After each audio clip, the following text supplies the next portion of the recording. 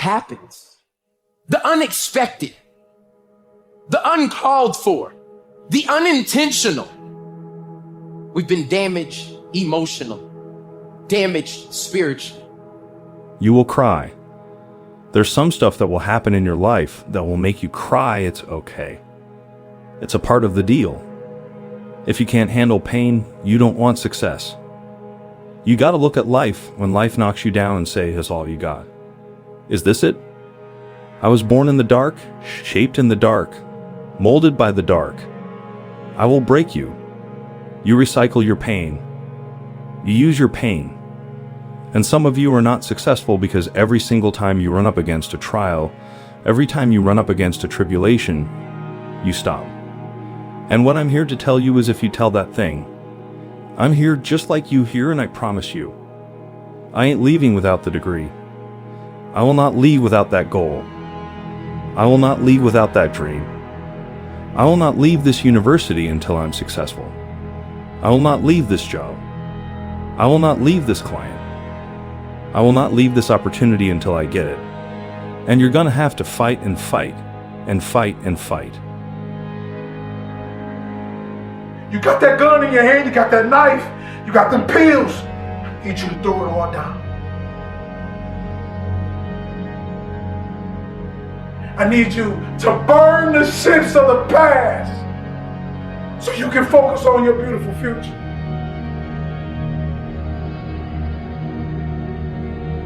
I need you to stop covering pain with drugs because it's only like putting bricks on a shallow shelf. Eventually it's going to fall back on you. You cannot cover it up forever. And I simply want to tell you, keep going. I just want to tell you today that you are amazing and that you are strong. I want you to know that you're not alone, because I too fight these demons every day. See, many people don't know the pain of losing a parent. It's like literally losing a piece of your body. Everybody dreams of greatness. Everybody wants to be great. Everybody dreams of greatness, wishes to be great. Talks about great, idolizes the greats. Everybody wants to be great. But only a few when that moment presents itself. Only a few when that time has come. Only a few are willing to step up to the moment and actually execute. When you're dealing with another human being, it's not how tall he is. When you're dealing with another human being, it's not how big he is. When you're dealing with another human being, it's not how strong he is. At the end of the day, it comes down to will. Your dream counting on you, push. Ain't nobody about to give you no cookies and ice cream. Push. It's alive. It's inside. How do you know? You feel it. You dream about it. You eat and sleep it every day. I plan on taking my own life very soon. Why shouldn't I? Well, I'm going to assume this isn't a casual question. It's being put out for the purposes of display. Well, the first thing I would say is you have to think very carefully through the consequences of that for other people. So I've had clients in my clinical practice who never recovered from the suicide of a family member. Decades later, they're still torturing themselves about it. And so that's what you leave behind. Now, the problem is you might be dreaming about that because maybe you're feeling that life has been twisted against you and that people deserve to suffer for the misery that they've imposed upon you.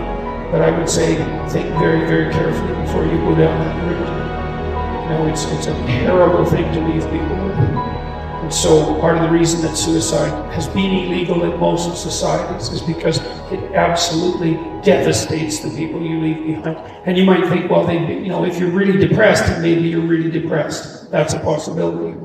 You'll get scared. Sometimes your mind will go blank on you.